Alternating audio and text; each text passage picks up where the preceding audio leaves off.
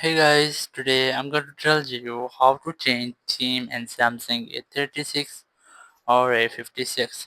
If you are using A36 or A56 and you want to change your theme, so let's see how you can do this. Just open settings. In settings, just look for themes. Here's that, tap on it, and here you just have to look for the theme which you want. Just look for any theme, then select, and here I'm going to download this theme. You just have to tap on download and then wait until it's being downloading. Just wait for it. After downloading, just select apply. Now you can see the theme has been applying. You just have to wait for it. And you can see the theme has been successfully applied.